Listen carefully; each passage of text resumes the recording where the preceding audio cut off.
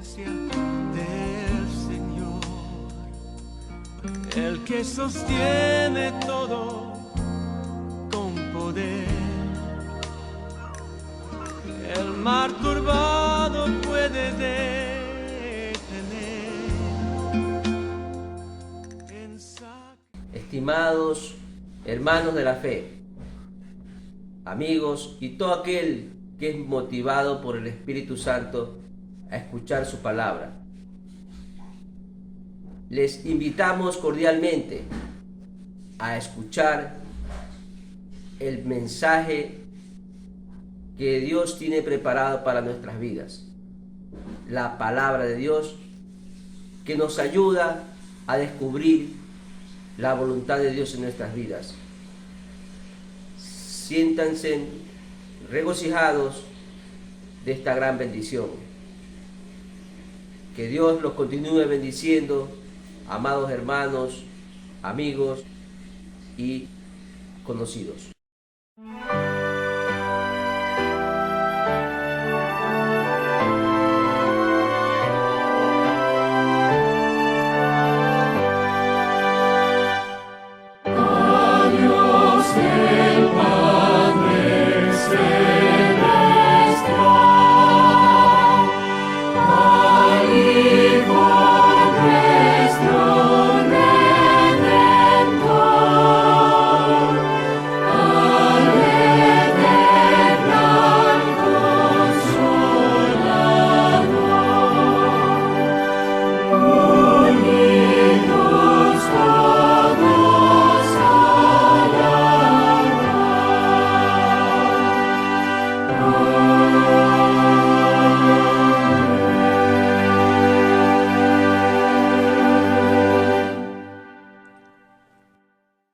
Dios te cubre y llene de bendiciones. En este día te invito a reflexionar en la palabra de nuestro Dios. En los últimos tiempos hay situaciones que ponen en entredicho la fe cristiana. Conocimos del caso de un grupo de cristianos que llevaban una campaña evangelística en el Parque Victoria y fueron retirados por los policías municipales por la prohibición de tener este tipo de reuniones en zonas regeneradas. El problema es que los cristianos respondieron a golpes a la policía metropolitana. También tuvimos el caso de cristianos que agredieron a católicos que iban en una procesión. Y en los últimos días, la clausura de una iglesia evangélica que desobedeció las ordenanzas del COE, por lo que tenían una vigilia y habían más de 500 personas. Esto aquí en la ciudad de Guayaquil. Nosotros en este día vamos a ver cuál es la voluntad de Dios, qué es lo que quiere Dios para nosotros en estas situaciones que tenemos que discernir en qué hacer cuando hay leyes contrarias a nuestras actividades normales como iglesia. Te invito a leer la palabra de Dios en el libro de Mateo, capítulo 7, versículo del 21 al 23. No todo el que me dice Señor, Señor, entrará en el reino de los cielos, sino el que hace la voluntad de mi Padre que está en los cielos. Muchos me dirán en aquel día, Señor, Señor, ¿no profetizamos en tu nombre? Y en tu nombre echamos fuera demonios, y en tu nombre hicimos muchos milagros. Y entonces les declararé, nunca os conocí, apartados de mí, hacedores de maldad. Este versículo nos invita a reflexionar que Jesús está rechazando a personas que son creyentes. Estos hermanos o esta iglesia dice que profetiza en el nombre del Señor, que echa demonios en el nombre del Señor y que hace milagros en el nombre del Señor. Pero Jesús les responde, nunca os conocí. Y agrava su juicio cuando les dice hacedores de maldad. Y entonces debemos profundizar, ¿cómo es esto? Si yo en el nombre del Señor hago milagros, tengo dones, tengo talentos, ¿cómo es posible que no sea yo un cristiano conforme a la voluntad de Dios? Veamos la Biblia en primera carta de Pablo a los Corintios, capítulo 1, versículos del 4 al 7. Gracias doy a mi Dios, siempre por vosotros, por la gracia de Dios que os fue dada en Cristo Jesús, porque en todas las cosas fuisteis enriquecidos en Él, en toda palabra y en toda ciencia, así como el testimonio acerca de Cristo ha sido confirmado en vosotros, de tal manera que nada os falta en ningún don, esperando la manifestación de nuestro Señor Jesucristo. Pablo le escribe a una iglesia en Corintios, a una comunidad de cristianos, porque esta iglesia era una iglesia muy rica en dones y talentos del Señor. Es decir, se podría decir que era una iglesia de un gran testimonio, una iglesia que avanzaba en los caminos de Dios. Pero, ¿qué características tenía esta iglesia? ¿O por qué Pablo le escribe la carta? Y esto lo aclara la misma carta en 1 Corintios, capítulo 1, versículos 10 y 11. Os ruego pues, hermanos, por el nombre de nuestro Señor Jesucristo, que habléis todos una misma cosa, y que no haya entre vosotros divisiones, sino que estéis perfectamente unidos en una misma mente y en un mismo parecer. Porque he sido informado acerca de vosotros, hermanos míos, por los de Cloé, que hay entre vosotros contiendas. Vemos que esta iglesia, que estaba llena de dones y talentos, tenía divisiones, tenía problemas, tenía peleas. Similar a casos que hemos mencionado anteriormente de la iglesia cristiana actual en la ciudad de Guayaquil. Entonces, el tener dones carismáticos, el tener talentos por Dios, no es sinónimo de ser la iglesia del Señor. Si hay divisiones, si hay peleas, si hay confrontación, no somos la iglesia del Señor. Pero, ¿cuál es la iglesia del Señor? ¿Cuál es la voluntad de Dios para nosotros los creyentes? Veamos Mateo capítulo 25, del 41 al 46. Entonces dirá también a los de la izquierda: apartados de mí, malditos, al fuego eterno, preparado para el diablo y sus ángeles. Porque tuve hambre y no me distes de comer, tuve sed y no me distes de beber, fui forastero y no me recogisteis, estuve desnudo y no me cubristeis, enfermo y en la cárcel y no me visitasteis. Entonces también ellos le responderán diciendo: Señor, ¿cuándo te vimos hambriento, sediento, forastero, desnudo, enfermo o en la cárcel y no te servimos? Entonces les responderá diciendo: de cierto os digo que en cuanto no lo hicisteis a uno de estos más pequeños, tampoco a mí lo hicisteis. E irán estos al castigo eterno y los justos a la vida eterna. El Señor Jesucristo hace un retrato del juicio. Y en este retrato habla de personas que se van al infierno castigados por Jesús. Pero lo grave y preocupante es que estas personas son creyentes. ¿Por qué Jesús los manda al infierno? Porque no se acordaron del pobre, del menesteroso, porque no fueron generosos. Todo cristiano por esencia debe ser generoso y regalar alimento al que no le puede devolver, ropa al que no le puede devolver, visitar al enfermo, visitar al que está en la cárcel. Entonces vemos que antes que los dones carismáticos sean una señal de fe, nuestra generosidad es una señal de fe. Usted puede decir que tiene mucha fe porque es fiel en los cúlticos y en las prácticas devocionales. Usted puede decir que tiene fe porque dice que ama al Señor. Pero el amor del Señor es práctico. Usted debe ser como Jesús. Jesús dio todo por nosotros. ¿Y usted?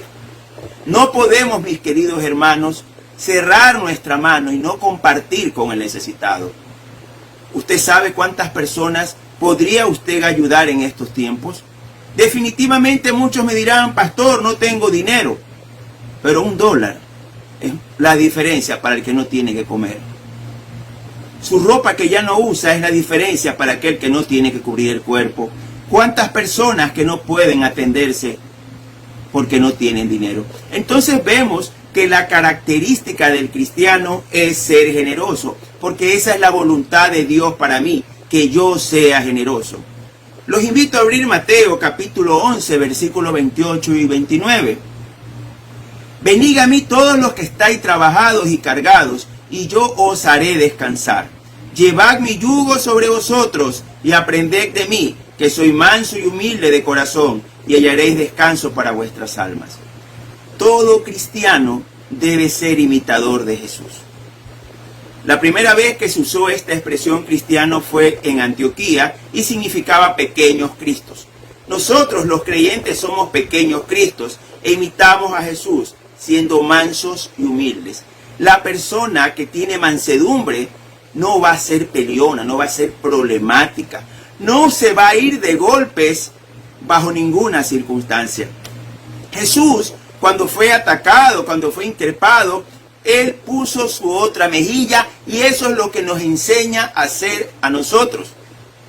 Quizás el argumento "estamos defendiendo nuestra libertad para predicar" es inválido, porque la iglesia primitiva, la iglesia de los días de Jesús, creció de tal manera que nunca ha habido un crecimiento tal. ¿Y cómo creció? No tenía casas de oración, no tenía cultos establecidos. Los cultos se los hacía en los hogares, sin molestar a nadie, sin hacer bulla, sin parlantes a todo volumen. Y vemos que nosotros hemos confundido ser cristiano con ser religioso, porque nosotros anteponemos nuestro credo, no por ser seguidores de Jesús, sino por pertenecer a un grupo eclesial. Mis queridos hermanos, la iglesia primitiva se desarrolló en las casas, sin causar problemas con nadie, peor con la autoridad. Entonces vemos que la mansedumbre es fundamental, y la humildad también. No podemos menospreciar a nadie, no podemos insultar a nadie. La persona humilde respeta y es considerada. Debemos ser considerados y respetuosos en todo lugar y en todo momento, con nuestro padre, con nuestra madre, con nuestra esposa, con nuestros hijos, con las autoridades, con nuestros hermanos en la fe, con nuestros vecinos incrédulos.